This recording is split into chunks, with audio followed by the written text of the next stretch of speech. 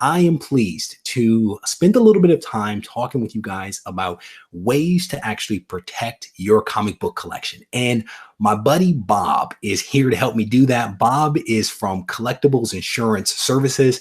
Bob, it is good to see you. Thank you for coming to the channel. Absolutely, Reggie. Thanks for having me. Appreciate it. I'm Bob Browder. I'm the Director of Collectibles Insurance Services.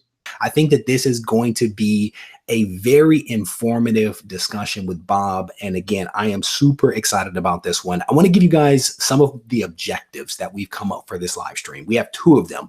One of them is to improve people's awareness and understanding of collectible insurance. And as part of that, we actually want to, where possible, to differentiate collectible insurance from your homeowner's insurance and also from renter's insurance, because I think that there are some differences between those things, and we are definitely going to address those over the course of this discussion with Bob. And as a reminder, if you haven't already subscribed to the channel, I definitely want to encourage you to do so that you can stay abreast of all the content that we release on a weekly basis.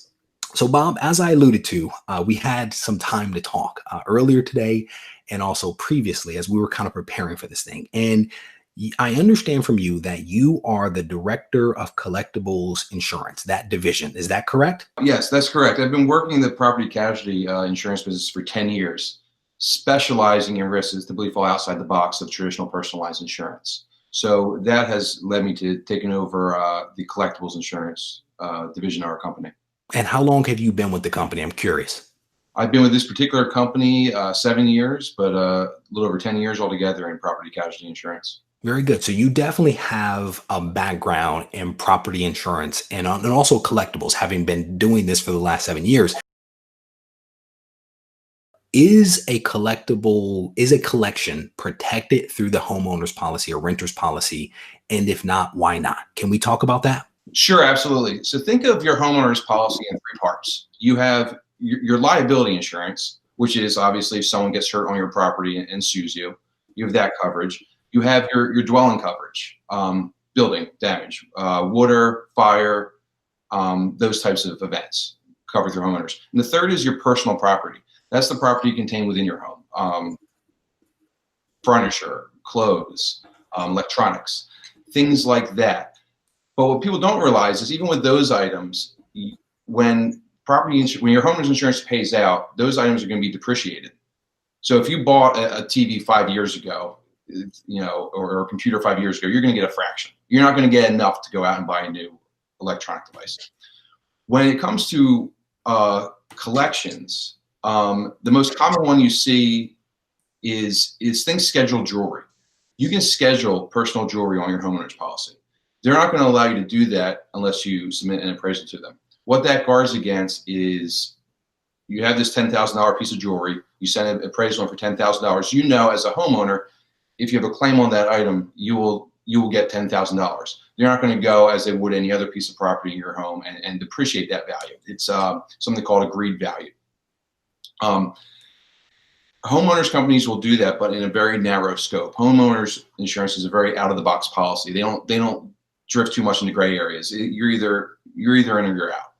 When it comes to rare items, and this started with things like stamps, art, and coin collectors.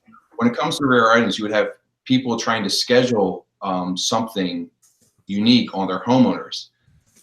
Sometimes up to maybe $10,000 a homeowner's policy will allow you to schedule that item, if at all. Again, if it's they'll only allow you to do it if it's something that can be easily valued and replaced. When you start drifting into things like comics, toys, sports memorabilia, things that you just can't walk to the store and go pick up another one, things that aren't easy to depreciate and assess in value, your traditional insurance companies and personal lines are just going to say, we're out. We don't understand the value of that. We wouldn't want to do the research to understand the value of that. You're going to have to go to the specialty property market to get a market value policy for those, because they would give you, if anything, a fraction of what you paid for them. And they would give you a fraction because they don't understand it, or because they also don't value it in the same way that a collector might. They're looking at it in terms of replacement value? Is that a way to kind of break that down? That's absolutely a term. I'll give you an example. Say you bought something years ago for a certain price. 10 years go by, it's worth a lot more. That doesn't matter to them. They're going to say, well, you bought it for this price 10 years ago. You're either getting that value or depreciated value. For the fact that it may have increased in value isn't even part of the conversation with them. Got it. So the long and short of it is that a collection may or may not be covered under a homeowner's policy, but it potentially won't be covered at the true value of that collectible or that collection. Is that maybe a fair statement to make?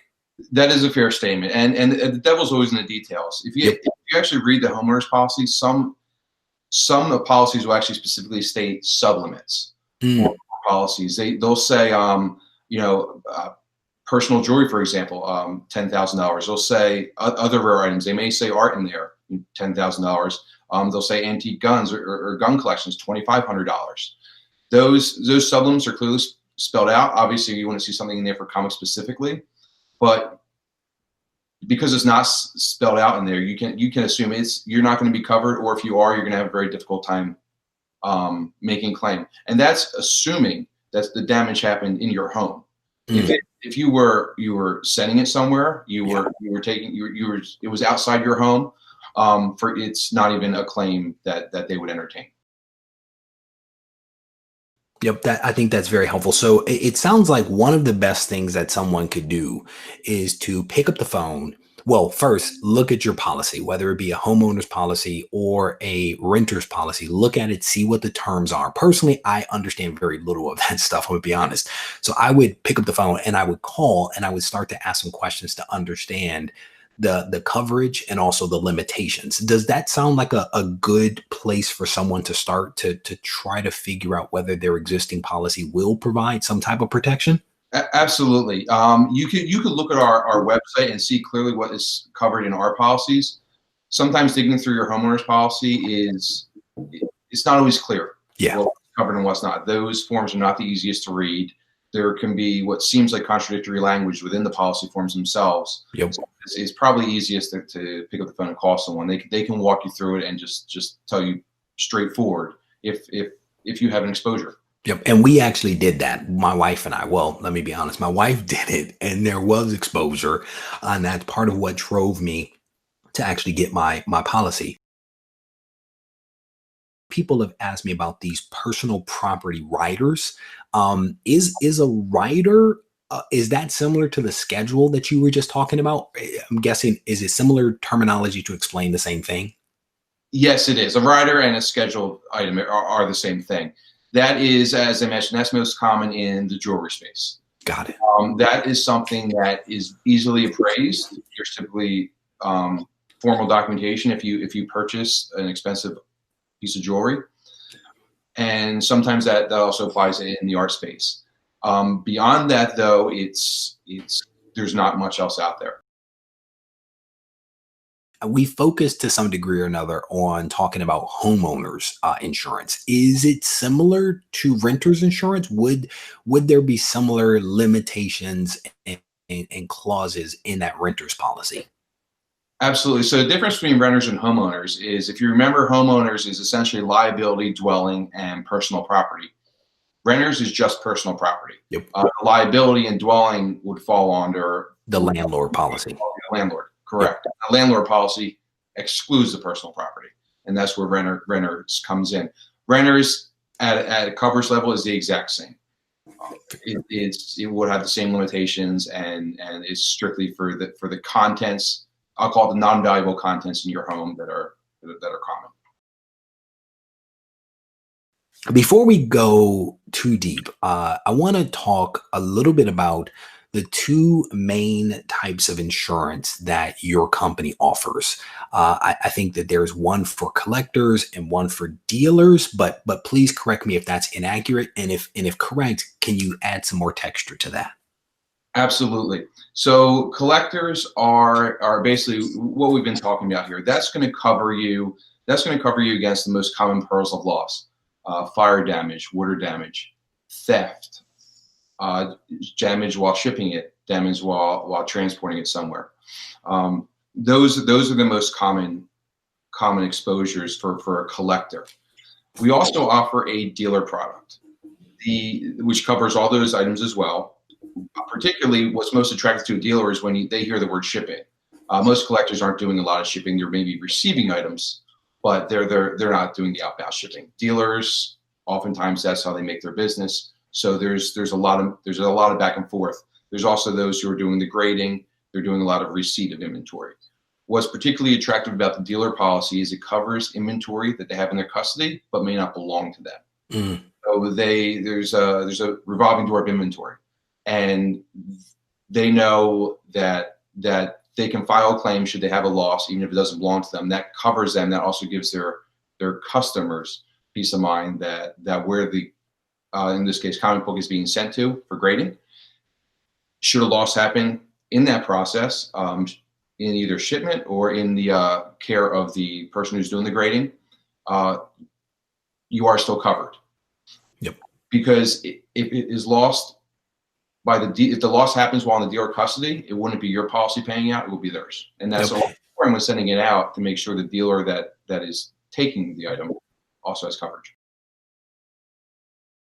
The collector's insurance also has transit coverage as well, correct?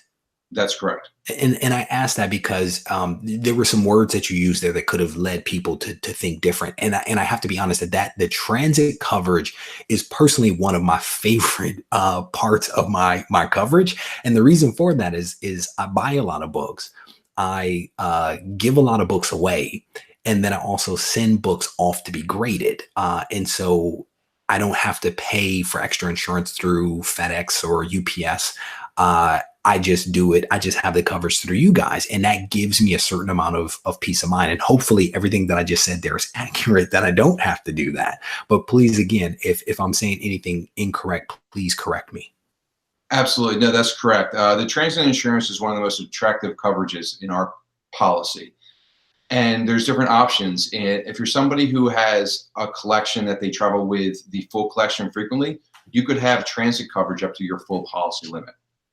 There's also, you could also, if that's just not a real world scenario for you, there's also limited transit, and that would cover a fraction of your total policy limit, but it's probably all you need if you're only ever traveling with a few items.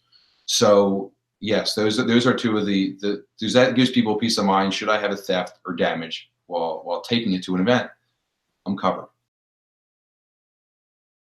And let's say that I do have a theft of a comic in my possession. I would just end up filing that claim through you guys and not through whoever my homeowner's insurance policy is, correct? I mean, it would be completely separate and apart from anything that I would do, right?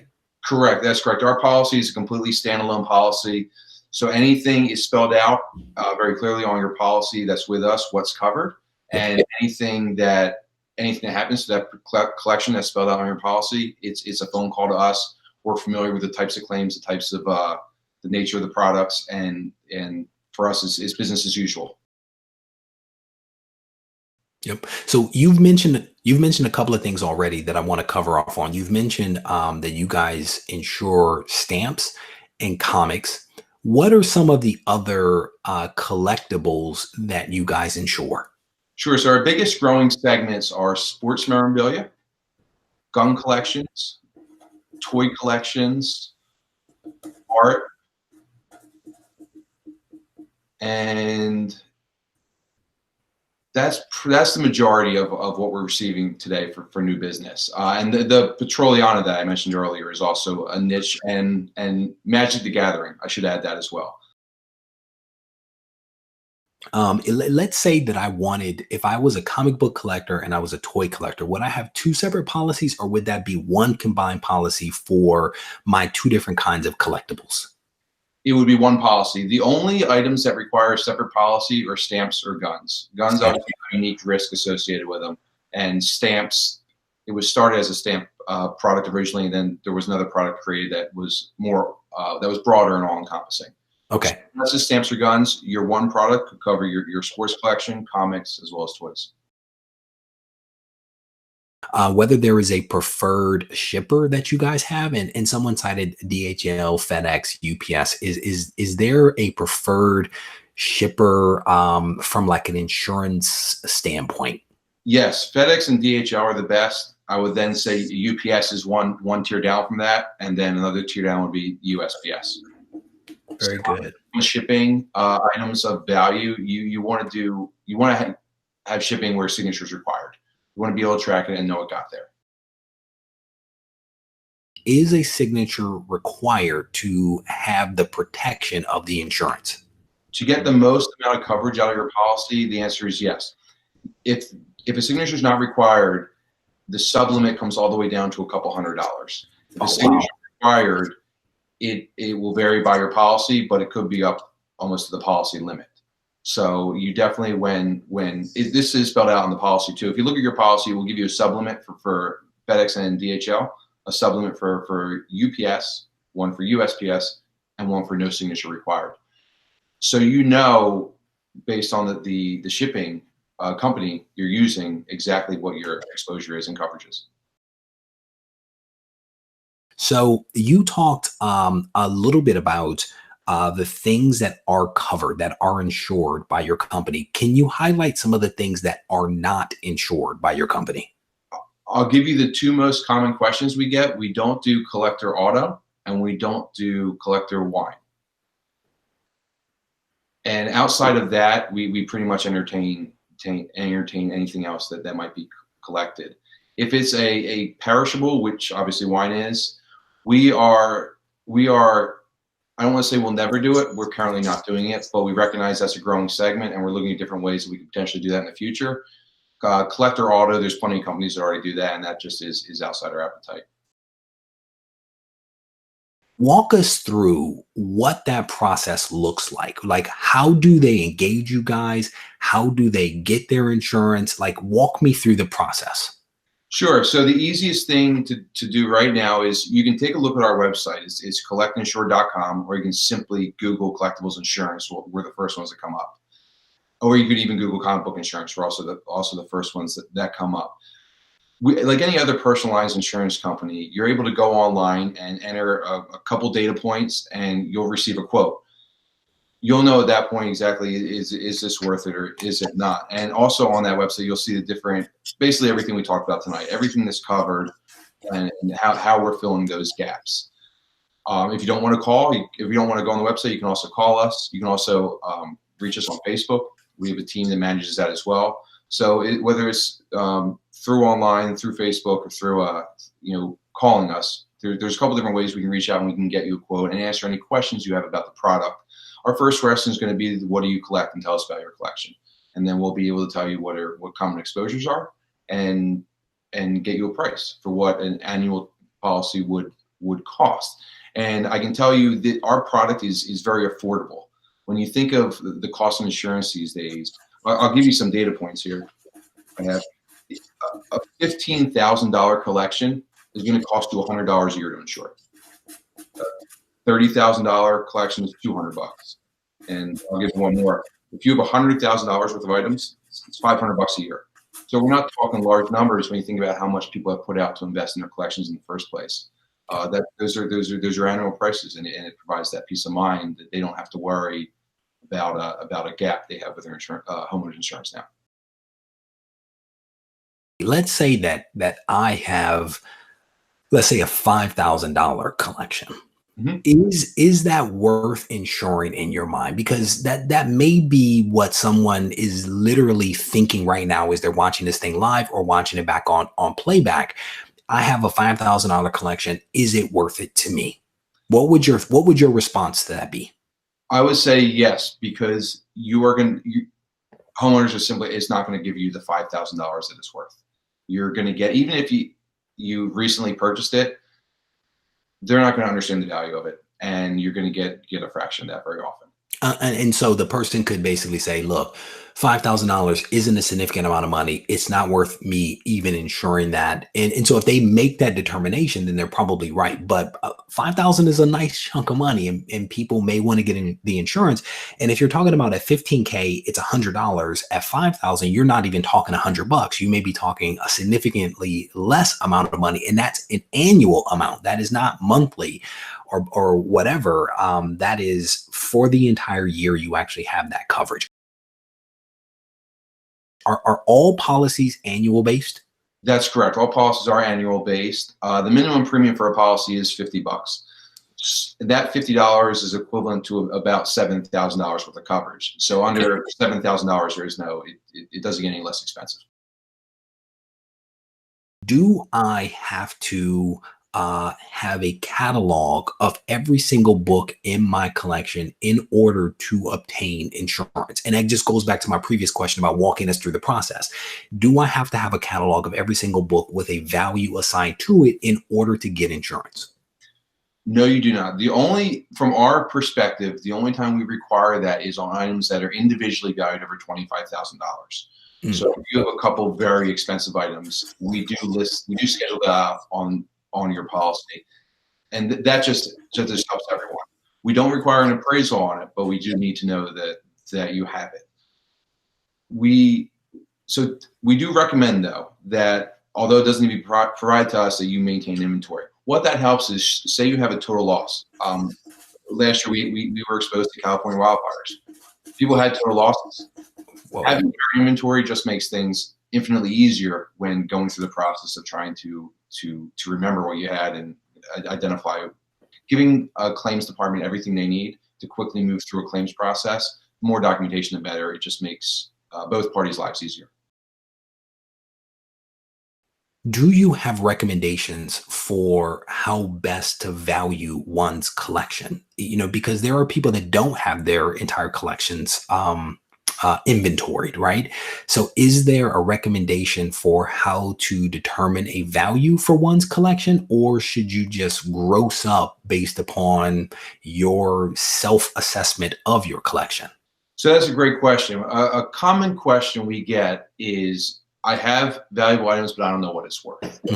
Yeah, that's common.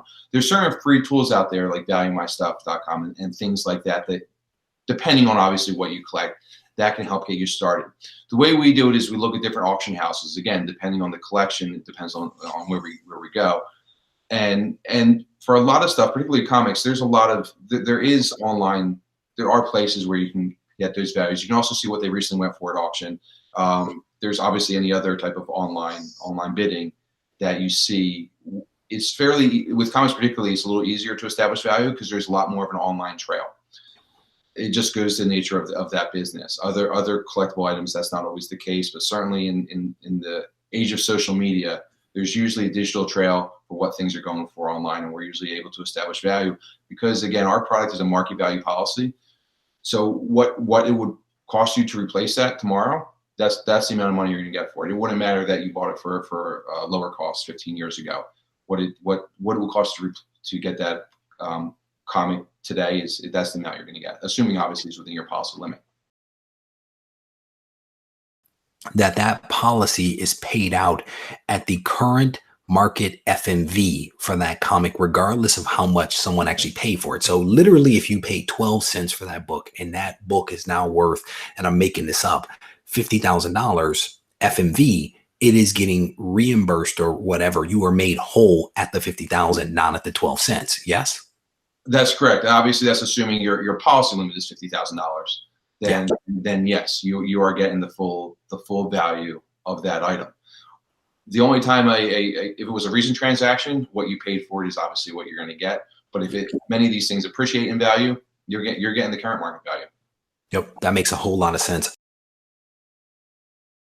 Determination of grade, and that's always a very subjective thing, because if I have a comic, and I think this is easier if you have slabbed comics versus raw, but let's say that I have a raw comic and I decided that comic is a 3.0. Something happens to that comic, are you guys going to pay out at the assumed grade of a 3.0, or like, and that's the tricky part when it comes to comics, is how do you determine the value if the grade isn't understood without photos? That is tricky. If obviously if the grade is known, that makes things much easier. But that's obviously not always the case. So the assumption is that the condition was good of the item. So we're going to err on the side that it's in better condition than worse condition.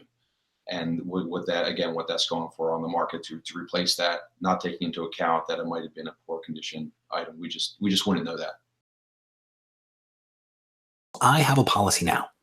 And like most collectors, my collection is constantly growing, right? Sometimes people have collections that expand and contract.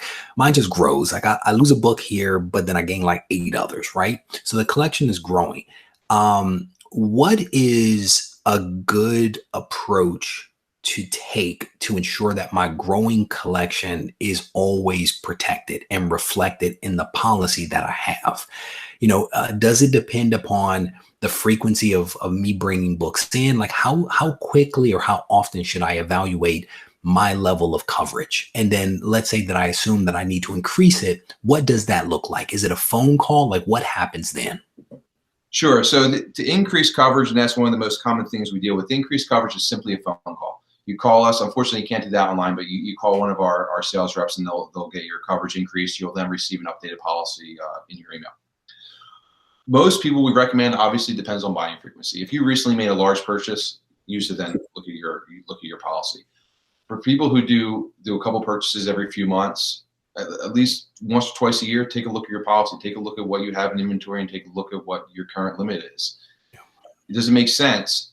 Again, to increase your limit by a couple $1,000s is small dollars in terms of annual policy premium. So if anything, you should err on the side of make sure you have at least what you need in terms of coverage. And even if you need a little more, that then covers you if you're going out to make recent purchases. Because again, an extra couple thousands in policy limit is dollars on your policy. There are questions. People will continue to have questions. Where can people get more information about some of the things that we've only touched upon today? Sure. The place I would start is, obviously you can go to our website, Collect Insure, and see what we cover. But what's even more important than that is to look at your homeowner's policy or renter's policy and see what the devil's in details, see what's spelled out there. Understand some sublimits are going to be clearly laid out there. There's also going to be, if anything, read this section called exclusions.